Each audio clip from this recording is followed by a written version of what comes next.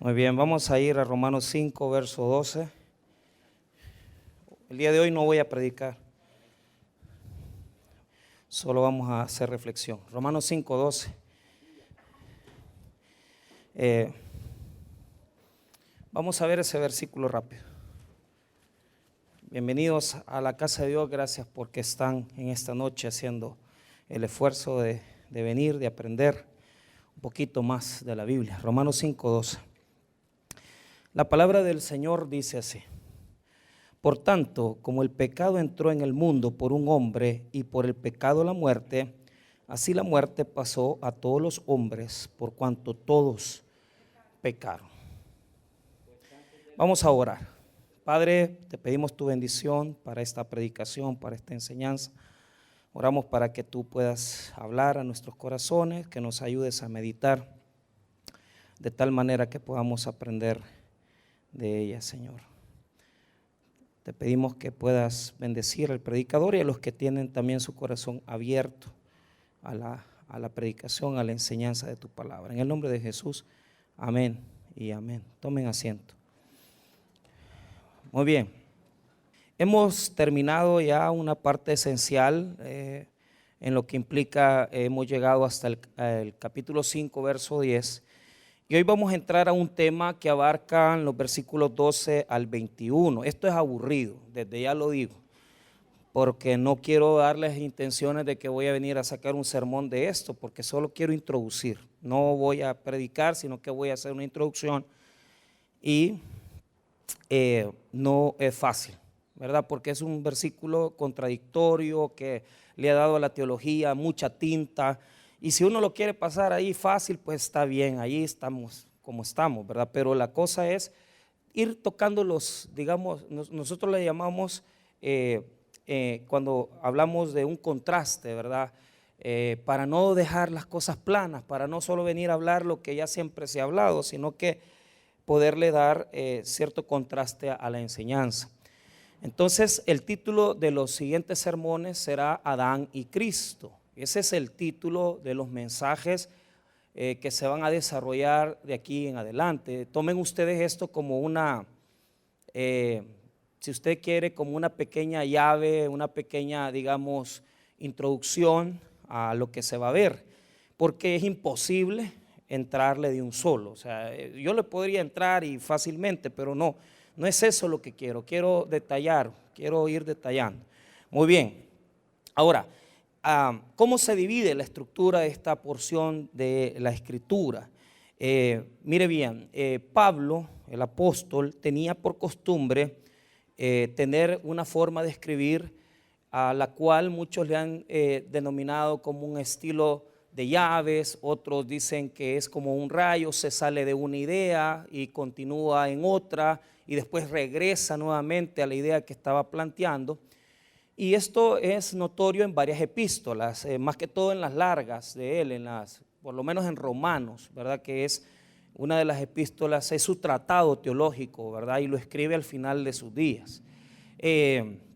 Ahora, ¿en qué consiste esto de que él se sale un poquito de las ideas que va desarrollando y se plantea otros detalles, ¿verdad? Para poder aclarar ideas. Esto se trata de que muchas veces el apóstol, recuerde que él, la mayoría de epístolas no las escribe de su puño y letra, sino que las escribe con un amanuense, o sea, las hace dictadas. Y esta es un ejemplo claro, ¿verdad? Porque Romanos la escribe Tercio, dictada por Pablo, pero usted sabrá dos notas importantes, ¿verdad? Número uno, que cuando Pablo estaba escribiendo esto, él ni soñaba que esto iba a ser parte de la Biblia. O sea, él no se le cruzaba por la mente. Él escribe las epístolas con el propósito de resolver los problemas dentro de las iglesias.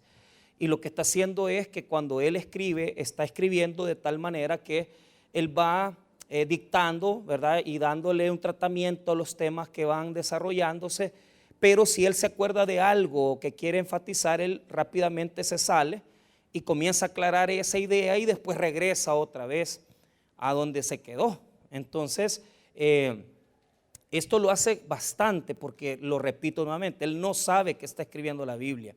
Él va a escribir estas epístolas con el propósito de resolver problemas de las comunidades, y lo que va a pasar es que eventualmente, conforme los cristianos van usándolas en las diferentes comunidades donde ellos se reúnen, a los que se les llamaba ágapes, estas escrituras comenzaron a tener una connotación fuerte, de tal manera que al tener temáticas específicas acerca de la persona de Cristo, acerca de su divinidad, lo que Pablo está haciendo es prácticamente escribiéndolas, pero la comunidad en sí le está dando tanto valor, ya que hablan de la persona de Cristo, de su deidad, que comienzan a formar parte ya de esto que se comparte en las nuevas comunidades, ¿verdad?, cristianas, y comienzan a repetirse de tal manera que las epístolas de Pablo comienzan a ser trascendentales en la lectura de las comunidades cristianas.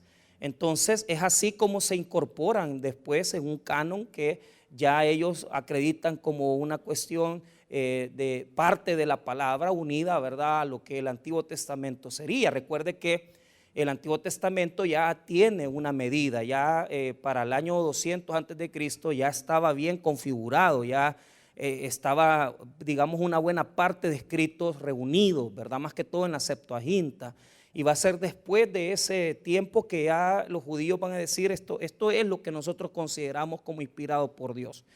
Luego en el Nuevo Testamento los cristianos van a unirlo todo. Ellos van a ser los que van a darle esa preponderancia a los escritos de Pablo y van a decir, ¿verdad?, esta epístola, al hablar de Cristo, hablar de este personaje, ¿verdad?, de nuestro Señor como tal, la van a ir incorporando dentro de sus escritos. Entonces, cuando él está dictando las epístolas, él no se va a percatar de eso, ¿verdad? Él lo va a decir, va a ir dictando y muchas veces se va a salir, ¿verdad? Y va a ser como alguien que va explicando detallitos y después regresa otra vez al mismo tema. Esto fue lo que le pasó aquí en esta connotación. Los eruditos, ¿verdad?, como Gordon Fee, eruditos de gran calibre, ¿verdad?, que son exégetas, dicen, bueno, esto tiene que ser algo que pues Pablo detalló porque quería dejar claro el punto, pero cuando usted pone atención y revisa, ¿verdad?, las epístolas, y esto lo dice el comentario de Romanos de la NBI, o sea, esto es común, pues el que lo lea ahí lo va a encontrar, y si usted lo escucha es porque está estudiando el que lo está enseñando, ¿verdad? Entonces está el versículo 12 y la idea, él va a tomar el versículo 12 y la idea la va a desarrollar desde el verso 13 hasta el versículo número 17. Él va a salirse allí digamos, de la idea que está desarrollada porque quiere agregar el tema de la ley. Entonces, y va a continuar hasta el 18. O sea, la idea que plantea en el 12 la va a continuar hasta el 18. O sea, imagínense que son tantos versículos que Pablo ahí, ¿verdad?, va a ampliar y son los que le están dando problemas a la teología. Y claro, pero nosotros tenemos que leerlo, ¿verdad? Porque si nos hemos propuesto estudiar la epístola completa, pues hay que leerla. Entonces, hagamos ese ejercicio rapidito solo para que usted note cómo continúa, ¿verdad? Y para que vea que la idea es clara. Y quiero también que note que la palabra uno se repite constantemente, porque ya lo vamos a enseñar, ¿verdad? Porque le está dando preponderancia, le está dando intención a esa palabra uno, está queriendo él desarrollar una idea fuerte, ¿verdad? Entonces, note lo que vamos a hacer. Vamos a leer el verso 12 y nos vamos a pasar al 18 y encajan perfectamente. Y se va a dar cuenta que la connotación de los versículos 13 hasta el versículo 17, pues es una llave, ¿verdad? Una llave maestra donde él va a ampliar ideas, ¿verdad? Y es lo que nos va a costar tantas semanas estudiar. Entonces, bueno, veamos allí 12. Primero, por tanto, como el pecado entró en el mundo por un hombre y por el pecado la muerte, así la muerte pasó a todos los hombres, por cuanto todos pecaron. Ahora, note el 18. Así que, como por la transgresión de uno vino la condenación a todos los hombres, de la misma manera, por la justicia de uno vino a todos los hombres la justificación de vida. Entonces es bien interesante porque el texto tiene dos hombres, dos hombres. Esa es la relación del texto. Esa es la relación de la idea principal. ¿Y quiénes son esos dos hombres? El primer Adán, que es el Adán del Génesis, ¿verdad? Que nosotros conocemos en el capítulo 1, 2, 3 del texto. Y el segundo Adán, el segundo hombre, que es Jesucristo. Entonces, quiero que note la hilación, solo quiero que note la hilación para que usted mismo, esto lo vuelvo a repetir, es solo una alfombra, es solamente la base, digamos, de lo que vamos a ir enseñando las próximas semanas. Entonces, dos hombres, uno introduce el pecado, el otro introduce la gracia y la justicia, ¿verdad? Uno introduce el pecado y la muerte. Entonces, ahí es donde quiero que usted note eso, pero quiero que lo detallemos bien. Veamos el 12 primero. Por tanto, atención, como el pecado entró en el mundo por un hombre y por el pecado la muerte, así la muerte pasó a todos los hombres por cuanto todos pecaron. Inmediatamente 18. Así que, como por la transgresión de uno vino la condenación a todos los hombres, de la misma manera por la justicia de uno vino a todos los hombres la justificación de vida. Entonces ahí tiene la salida. O sea, uno es la entrada del pecado y el otro es la entrada de la justicia, de la gracia, ¿verdad? Entonces, por eso se llama esta porción larga Adán y Cristo, o el primer Adán y segundo Adán. Porque lo que Pablo está haciendo es haciéndonos esa relación. Por medio de Adán entró el pecado y el pecado trajo la muerte, y por medio de Jesús vino la justicia, y por la justicia la justificación, y eso trajo la vida. Interesante, ¿verdad? Que, o sea, esa relación, pero como lo repito, eso lo va a seguir en el 19. Mire lo que dice: porque así como por la desobediencia de un hombre los muchos fueron constituidos pecadores, así también por la obediencia de uno los muchos serán constituidos justos. Entonces ahí vuelve a ser la misma relación en lo que respecta a la relación del primer hombre, del primer Adán con el segundo Adán. Ahora, hablemos un poquito acerca de esto. Yo sé que la gran mayoría de gente aquí tiene en su cabecita la cuestión bien clara, ¿verdad? Del pecado original, ¿verdad? Entonces, quiero decirle que esta postura teológica es una postura que se desarrolla en el siglo II por Ireneo. O sea, los padres de la iglesia fueron los primeros que identificaron la condición del pecado original. Entonces, lo que yo quiero que usted note es que muchas veces nosotros hacemos de cuenta que el pecado original, ¿de dónde surge, verdad? ¿De dónde nace y cómo es?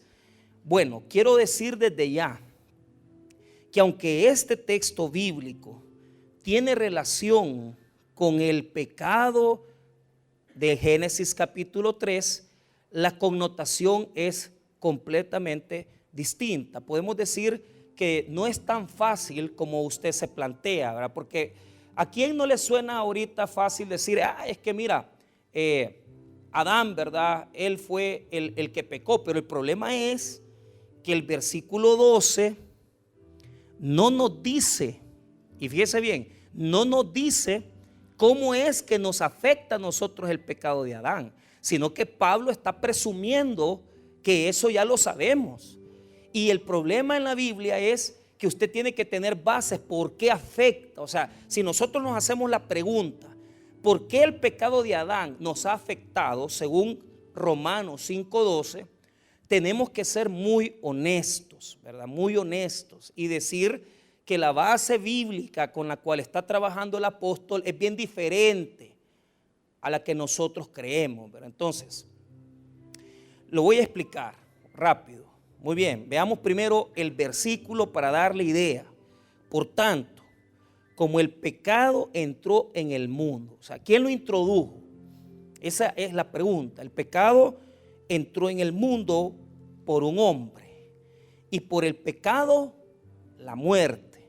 Así la muerte pasó a todos los hombres por cuanto todos pecaron. Entonces necesito que vea la relación que tiene. Primero, el pecado entró al mundo por un hombre. El pecado trajo la muerte y la muerte trajo la muerte a todos los hombres. O sea, el versículo primero nos presenta un origen y después una expansión, para que usted note esto desde ahorita, para que usted vaya entendiendo el pecado, porque a mí me da risa que la gente pues tiene ideas del pecado un poco raras, ¿verdad? Extrañas.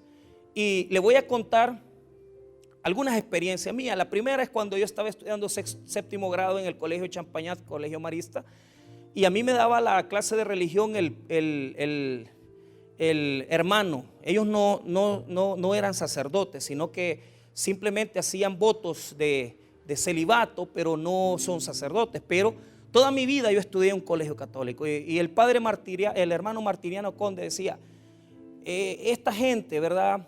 Adán y Eva comieron del fruto del árbol prohibido, y la gran revelación de la noche era que la manzana que se comieron era el sexo, ¿verdad? O sea, lo que pasó con Adán y Eva es que tuvieron sexo ellos. Entonces, por eso es que Dios los castigó, ¿verdad? Y uno cuando está en sexto, séptimo grado y tiene toda aquella velocidad de las hormonas y anda buscando novia y todo, y el sexo es malo, ¿verdad? Y ya desde ahí te imponen una cosa totalmente equivocada, que a saber de dónde realmente. Pero cuando usted leía el libro de religión, ahí estaba. O sea, decía, hablaba del fruto, hablaba de la manzana. Cosa que si usted sigue la idea de la manzana, usted la va a encontrar allá quizás por el siglo V, que fue la primera vez que hablaron de la manzana, ¿verdad? Y que no existe realmente, porque no fue una manzana. No sabemos qué fruto fue el que se comieron, ¿verdad? Pero hubo una transgresión ahí. Entonces, la segunda cosa que yo quiero enseñarles con respecto a eso es que pasados los años me metí a la Universidad Luterana, porque pues yo me gradué del seminario de teología, pero el grado del seminario no es una licenciatura. Entonces yo me estoy esforzando para sacar la licenciatura, y si Dios permite me voy a meter a la maestría en teología y después el doctorado, si Dios nos da la vida. Pero quiero decirles que cuando yo llegué a la universidad, el concepto que tienen de pecado es bien raro, ¿verdad? Porque yo tuve maestros muy buenos, excelentes académicos, y decían, el pecado, ellos decían el pecado estructural, porque ahí me dieron teología de la liberación. Entonces, se acuerda de la teología de la liberación, ¿verdad? Lo que los jesuitas han apoyado por muchos años. Entonces tenía maestro, me decía, el punto teológico de revelación son los pobres, decía. Y la teología de la liberación, todo es pobreza. Y todos ellos tienen esa cualidad, no quieren tener carros, tienen pisto, pero ellos se hacen que son gente humilde, que no tienen nada, y es mentira. Pero lo que quiero enseñarles es que me decían, ¿qué es el pecado? Decía el maestro en la universidad. Es que el pecado es estructural, ¿verdad? Ellos hablan del pecado estructural, ¿verdad? Y me daban así los grandes mamotretos de folletos y libros que yo tenía que leer, ¿verdad? De diferentes teólogos como John Sobrino, teólogos jesuitas. Entonces, y entonces, ¿qué es el pecado? Les decía yo. El pecado es la pobreza, me dice. Jesús peleó en contra de la pobreza. El pecado es la injusticia, me decía. El pecado estructural es lo que hacen las compañías grandes. Y yo, si a mí el pecado,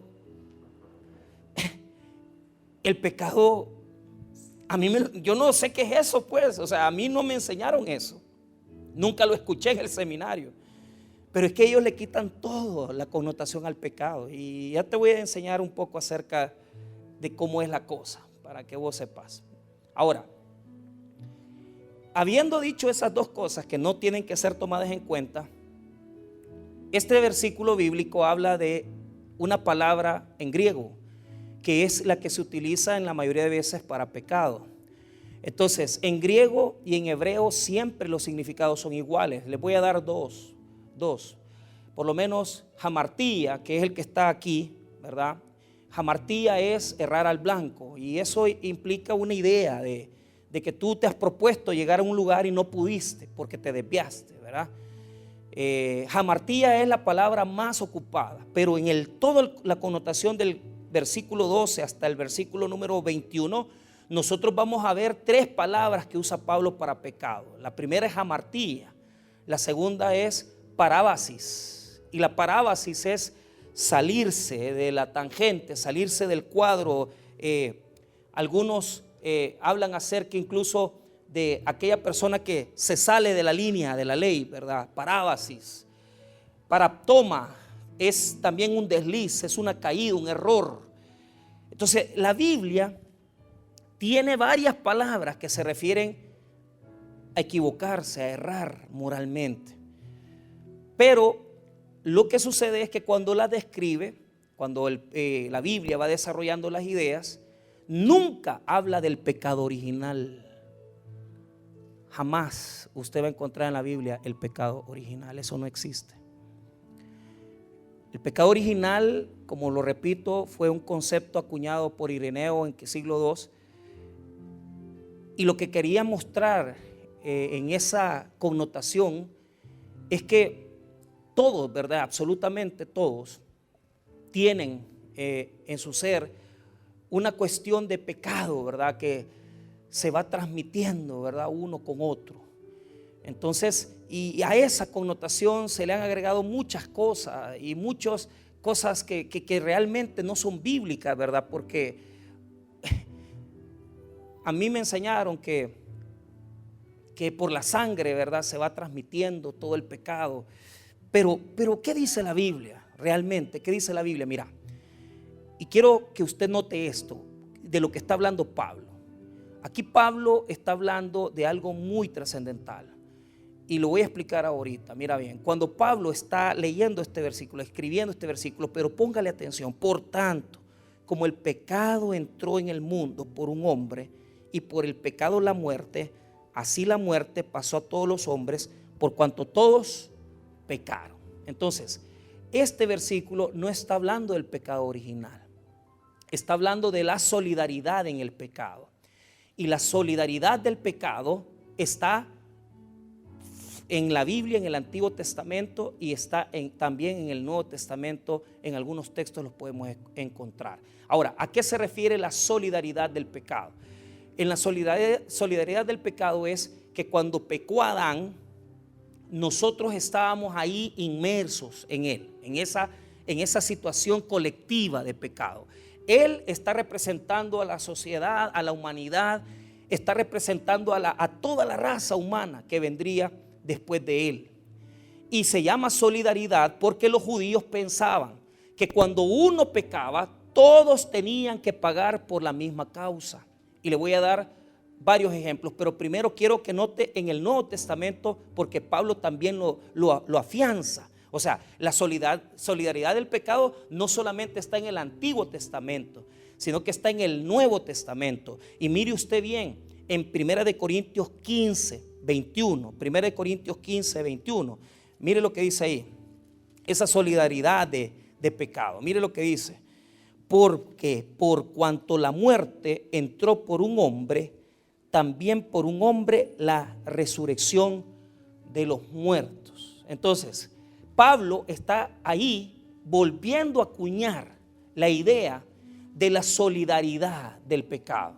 O sea, lo que él pretende es enseñarnos que por la causa de Adán, que porque Adán pecó, nosotros estamos en su relación, en su misma causa.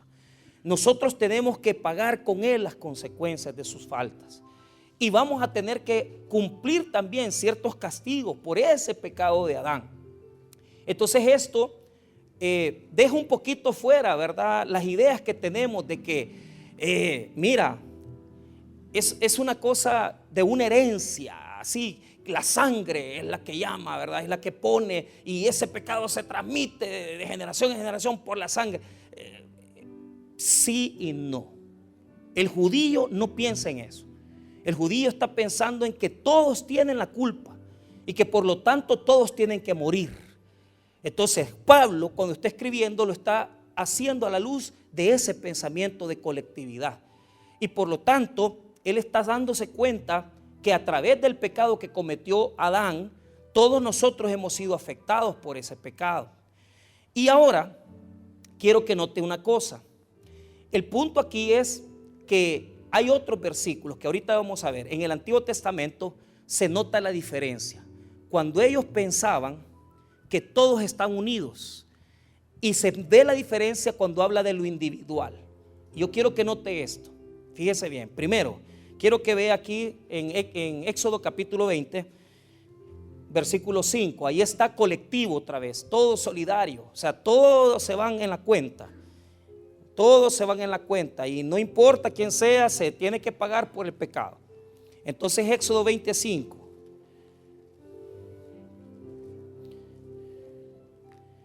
Éxodo 25. Muy bien. No te inclinarás a ellas, ni las honrarás, porque yo soy Jehová tu Dios, fuerte, celoso, que visito la maldad de los padres sobre los hijos hasta la tercera y cuarta generación de los que me aborrecen. Entonces, está hablando de los mandamientos y está hablando que las maldiciones de la desobediencia a Dios se va a llevar hasta la tercera y cuarta generación. Entonces es interesante porque fíjate que a esto se le ha llamado muchas veces maldición generacional, porque si el papá fue homosexual, el hijo es homosexual, si el papá es alcohólico, el hijo es alcohólico. Pero lo que pasa es que no leen bien, porque aunque, fíjate bien, aunque habla de la solidaridad colectiva, ¿verdad? O sea, de la responsabilidad que todos vamos a tener que pagar por el pecado de uno, y no solamente la generación, sino que las demás generaciones. Pero mira qué bonito el versículo 6, que dice que Dios es misericordioso. Sí, sí es cierto que se va a pasar llevando de encuentro a varias gente uno, pero el verso 6 dice, mire lo que dice: y hago misericordia a millares, a los que me aman y guardan mis mandamientos. O sea, Dios dice, hey, si es cierto, hay una cosa colectiva que todos van a llevar, pero yo voy a hacer misericordia. Y esto es algo interesante, porque cuando nosotros decimos, miren, aquí hay una maldición, ¿verdad? Entonces, yo me acuerdo gente que me decía, mira, mi papá fue alcohólico, yo soy alcohólico. Pero ¿por qué son alcohólicos? No es que la maldición se transmite de sangre en sangre, sino que lo que sucede es que aprenden los ejemplos. Y uno repite los pecados de los otros. Y repetimos esas acciones que muchas veces aprendemos en la casa, las cabullas, las cuestiones de tomarse los traguitos que deja papá, que han dejado ahí en botellas. Entonces, pero no es que una maldición está pasando para la otra generación y para la otra generación. Entonces, ahí se nota claramente que hay una situación colectiva que hay que ver, pero la Biblia también habla acerca de lo contrario, cuando solamente va a pagar uno. Si usted quiere, para que no vayamos en desorden, veamos Jueces 7 para que tengamos un ejemplo de otra solidaridad, otro ejemplo de solidaridad en el Antiguo Testamento. Jueces capítulo 7, allá adelantito.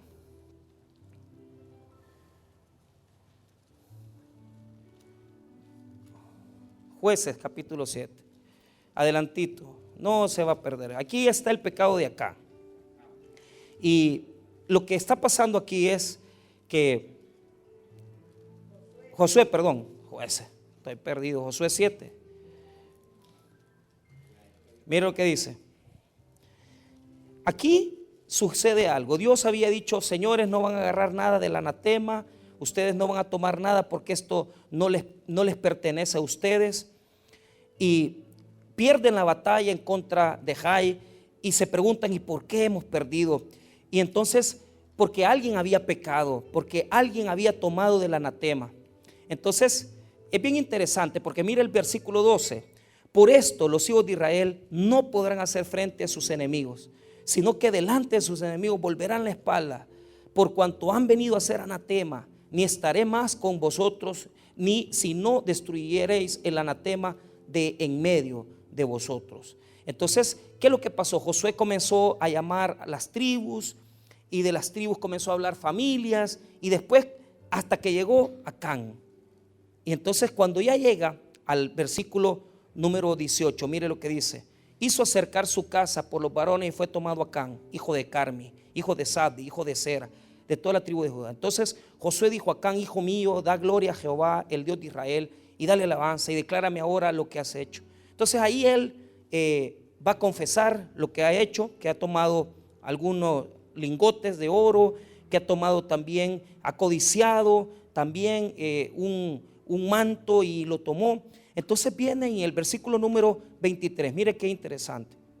Y tomándolo de en medio de la tienda, lo trajeron a Josué y a todos los hijos de Israel y lo pusieron delante de Jehová. Entonces Josué y todo Israel con él tomaron a Acán, hijo de Zera, el dinero, el manto, el lingote de oro, sus hijos, sus hijas, sus bueyes, sus asnos, sus ovejas, su tienda y todo cuanto tenía, y lo llevaron todo al valle de Acor. Ahí hay solidaridad otra vez, hay una solidaridad.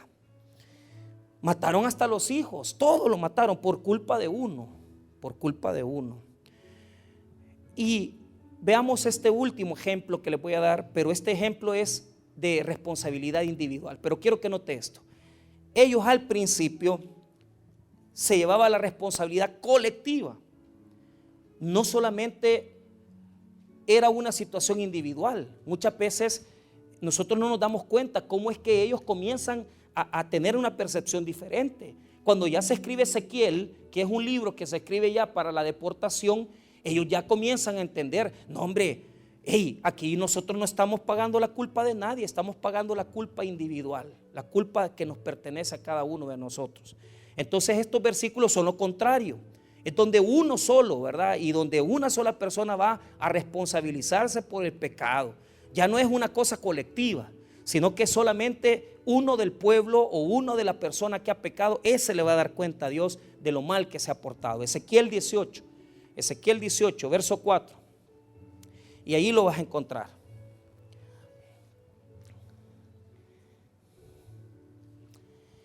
Mire lo que dice: he aquí que todas las almas son mías, como el alma del Padre, así el alma del Hijo es mía. El alma que pecare, esa morirá.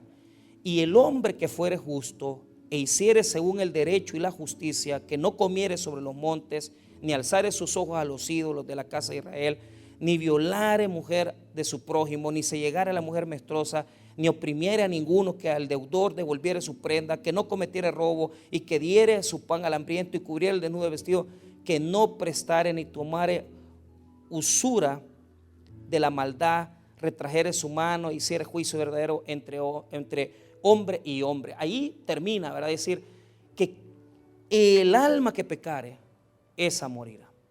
O sea, aquí es al contrario. Aquí no va a ser la familia, aquí no va a ser todo, porque ellos ya se les había metido, ¿verdad? Se habían inventado un dicho que si mi papá se comió las uvas agrias, nosotros nos van a salir las caries, ¿verdad? Entonces, si a ellos hicieron lo malo, nosotros estamos pagando por lo malo que ellos hicieron. Entonces Ezequiel contradice eso y dice: no hombre, vas a hacer una culpa individual, vas a pagar individualmente, no vas a pagar con todo el pueblo. No es colectiva la cosa, sino que es independiente. Ahora, ¿qué dice la Biblia? Mira bien, y esto es lo que yo quiero que usted note. ¿Qué es lo que dice Romanos 5? No lo vaya a buscar. 5:12, que entró por medio del hombre. Y aquí quiero dar el detalle. Fíjate bien, poneme atención para que nos quede clara la cosa. Si usted va conmigo rápido a Génesis 3, veamos lo que ha pasado ahí. Aquí está la realidad del pecado. Esta es la realidad del pecado. Génesis capítulo 3. Y mire bien, ¿qué es lo que ha pasado aquí? Aquí el hombre ha transgredido la voluntad de Dios. Pero quiero que note algo. Quiero que note 3 puntos importantes. Lo primero es quién introduce el pecado a la humanidad. Y esto es algo interesante.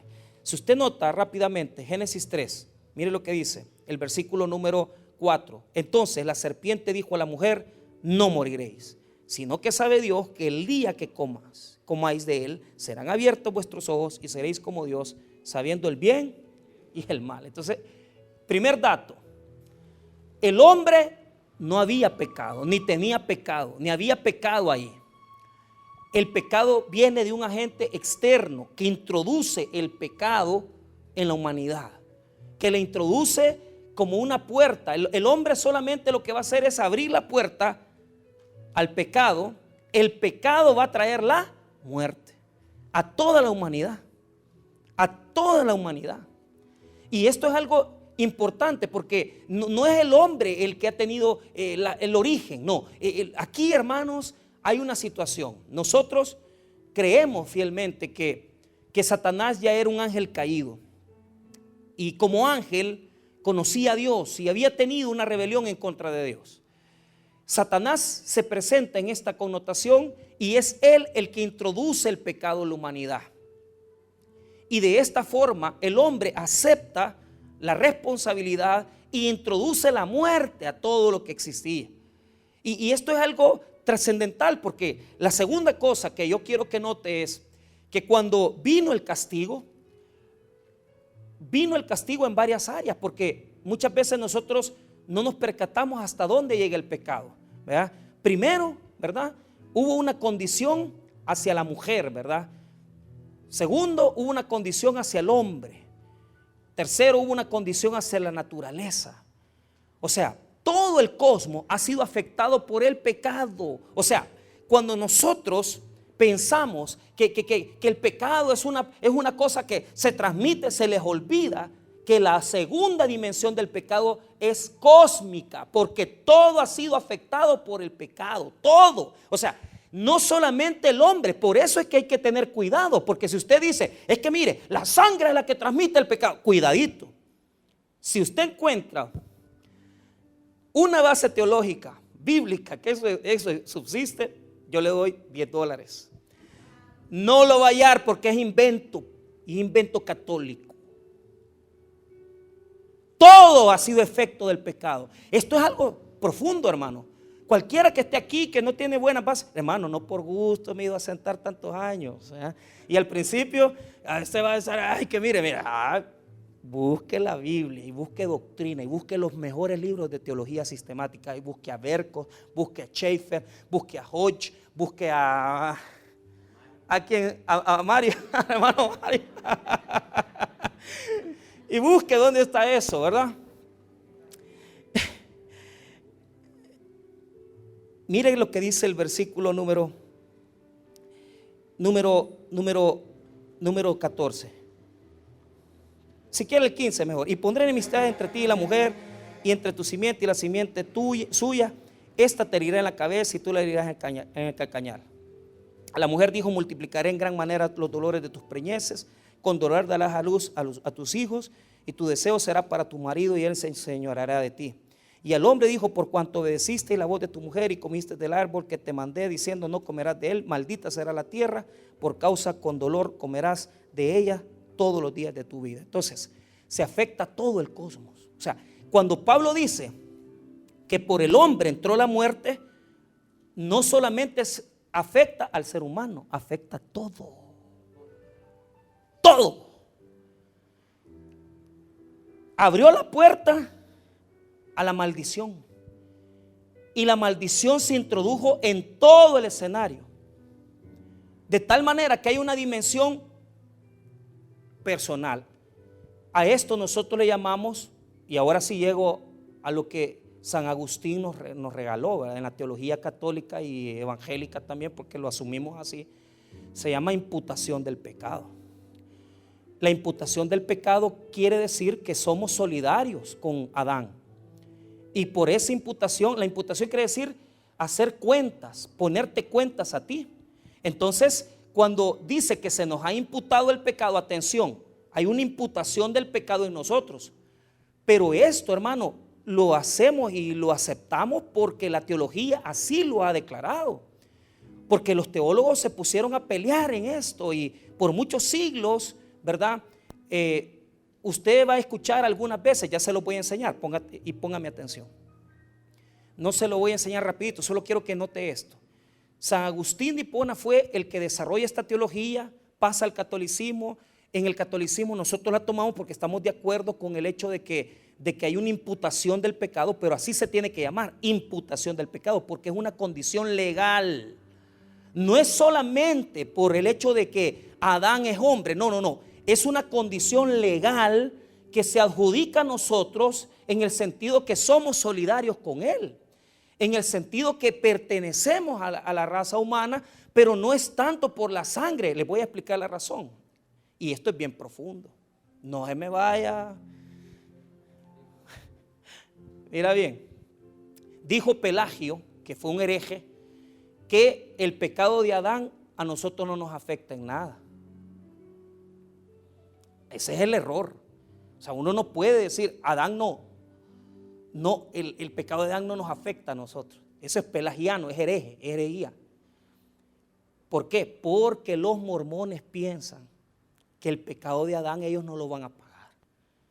Tengan cuidado. Arminio dijo lo mismo. Arminio dijo que el hombre, ¿verdad?, no tenía cierta responsabilidad en el pecado de Adán. Entonces, eso no debe de ser así. Ya les enseñé que es colectiva toda la causa porque somos seres humanos, pero les voy a explicar por qué. No es por el hecho de la sangre, es también por la parte espiritual. La parte espiritual es compartida y esa muerte se va transfiriendo de generación en generación. Porque ¿qué es lo que se rompió en Génesis 3? Lo primero, la relación con Dios se llama muerte espiritual. La relación con tu prójimo, que es una connotación de pecado social. Y número 3, la comunión que se tenía con toda la creación, la naturaleza, se rompió también. Por eso es que el pecado no puede ser visto solo por la sangre, porque el pecado afecta todo. Entonces, ¿por qué entonces se transmite la muerte? Te lo explico. Y esto es pura teología. Y agarrate el pelo porque te va a caer los últimos 3 pelos que tenés. Porque esto tal vez nunca lo oíste. Por eso es que yo sabía que hoy no iba a predicar, hoy solo iba a hablar cosas fumadas, pero no se preocupen, la otra semana les voy a predicar. El alma, ¿de dónde viene? 3 teorías, de la cual nosotros sostenemos una. 1, el alma proviene de la preexistencia. Esto lo sostienen algunos judíos, algunos incluso en la Edad Media se sostuvo que las almas ya las tiene Dios y que cuando viene, ¿verdad?, cuando viene un bebé, ¿verdad?, cuando comienza a gestarse, el alma la manda a Dios a sostener la parte física de ese ser humano. Esa parte de la preexistencia nosotros no la creemos. Y la creen algunos herejes, o sea, eso no le ponga tanta atención. Lo que yo quiero que notes es que hay una preexistencia. Número 2, hay otra postura que se llama la postura creacionista. Y la postura creacionista sostiene que cuando se va a dar, ¿verdad?, esa condición de fecundidad en el óvulo, Dios crea el alma y la manda, la pone.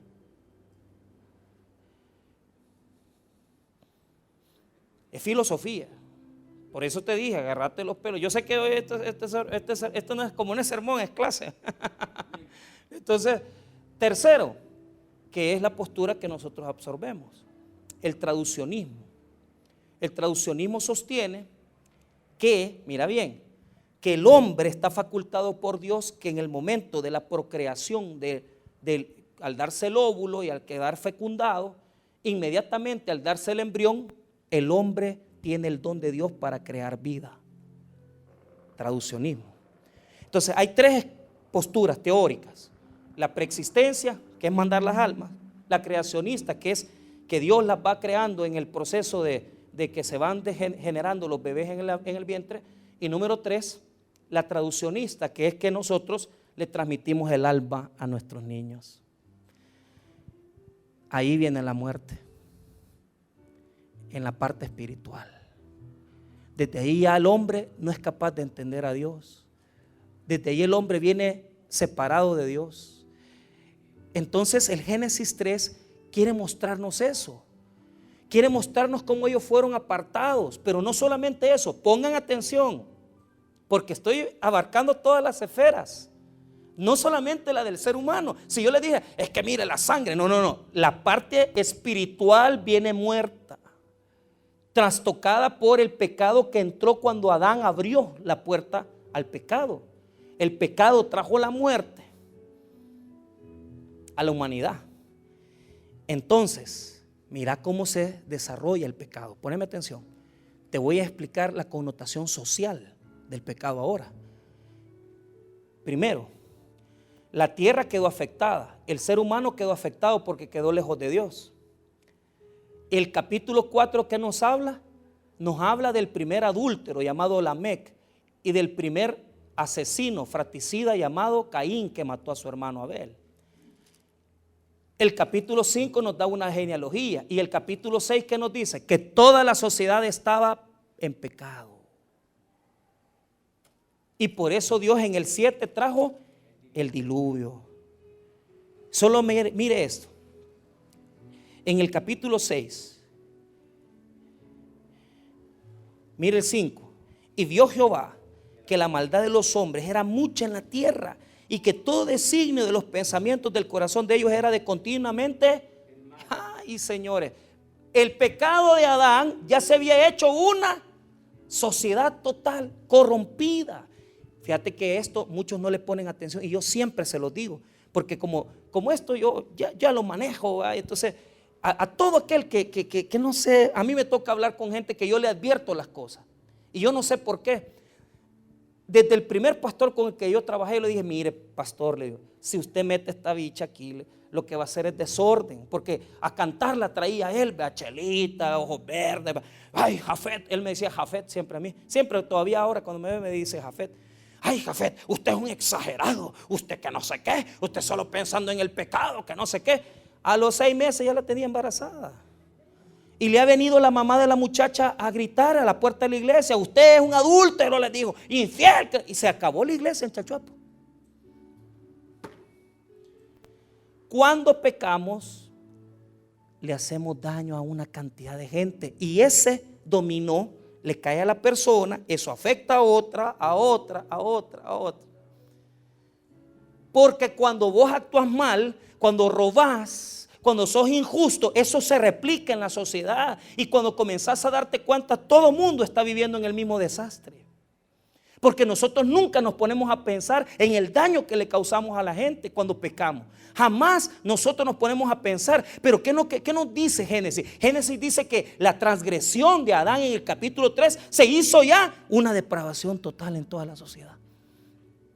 Y usted se pasa llevando a uno y se pasa llevando al otro. Y miren ese caso, el cipote quedó sin papá.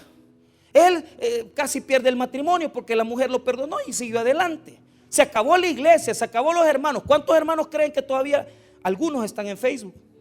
Y me escriben, ya no creen en Dios, ya no están en las cosas de Dios. Pero ¿cuál es el problema? Cuando nosotros encerramos el pecado en esa transmisión, se nos olvida que la dimensión del pecado es general, es imputada porque es la que nosotros llevamos, es colectiva porque la llevamos todos. Cuando cualquiera de ustedes o yo que nos robamos algo o que nos apropiamos de algo, ese desastre sigue y continúa en otro. Y la naturaleza es cósmica, todo se destruye.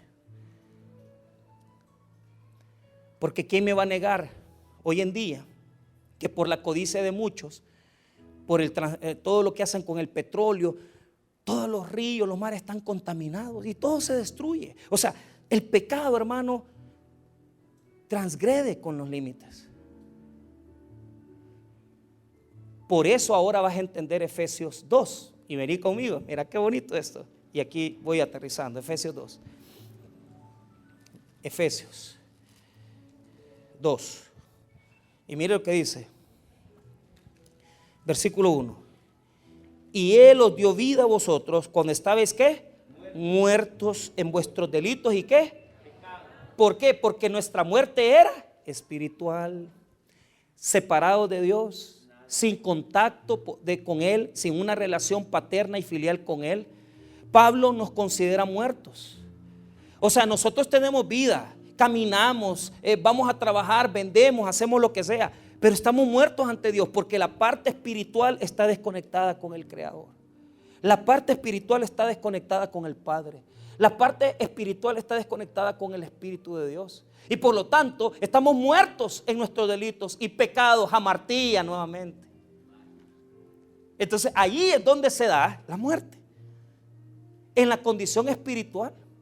Y la condición espiritual nos da la muerte física.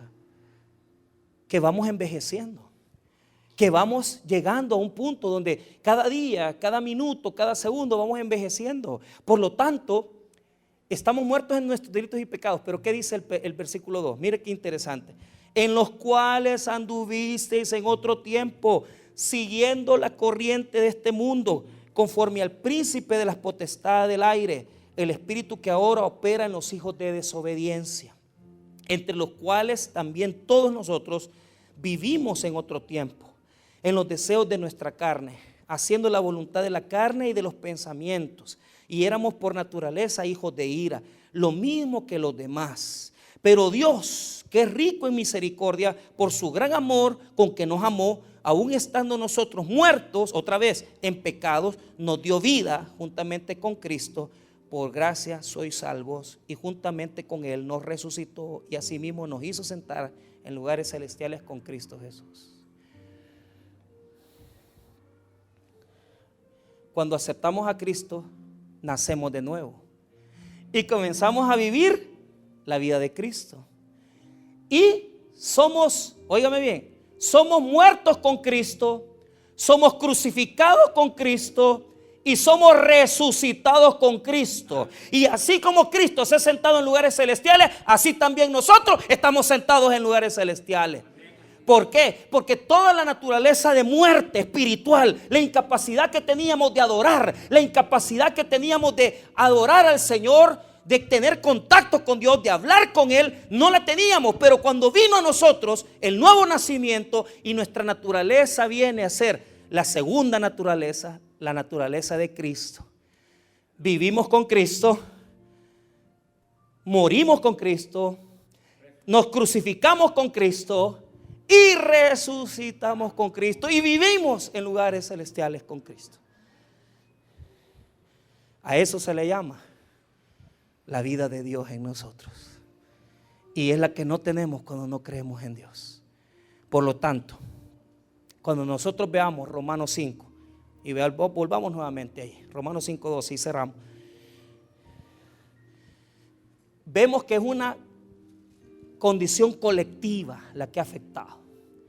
Vemos que la muerte es muerte espiritual, y vemos que el pecado no solamente ha dañado al hombre, sino que ha dañado la naturaleza, ha dañado toda la creación y también ha dañado la comunión con Dios. Hermanos míos, este texto bíblico nos va a llevar a nosotros a conocer cosas tan interesantes que tal vez nosotros no sabíamos, que estamos sufriendo en este momento. Posiblemente estamos padeciendo algunas necesidades, pero todo lo malo que ha entrado a este mundo ha entrado por el pecado. Y por eso es que muchas veces la gente sufre, y por eso es que muchas veces la gente dice: pastor, ¿y por qué me mataron mi hijo? ¿Y por qué mi hijo tiene esta deficiencia física? Y que no te das cuenta que el pecado afectó todo, pues. Y que no te das cuenta que el pecado ha afectado todo. No es el hecho que tú le fallaste a Dios y por eso tienes un hijo con una deficiencia down o alguna situación. No es por eso. Es porque el pecado ha afectado todo. ¿Por qué mataron a aquel hermano? Y usted dice: si ese hermano servía, si ese hermano era bien servidor de la iglesia y estaba bien conectado con Dios. Porque por el pecado entró la muerte. Y esa muerte y ese pecado están contaminando toda la humanidad hasta que Cristo venga por nosotros y aquí haya nuevamente en este mundo una nueva creación. Pero ¿cuál es la forma en que nosotros enfrentamos esto? Cuando nacemos de nuevo, recibimos la segunda naturaleza, la naturaleza de Jesucristo, y es ahí cuando comenzamos a revertir los efectos del pecado. Y aquellas cosas que están en nosotros, que ahorita por estar separados de Dios no podemos comprender, comienzan a tener sentido, porque comenzamos a entrar espiritualmente en la vida de Dios.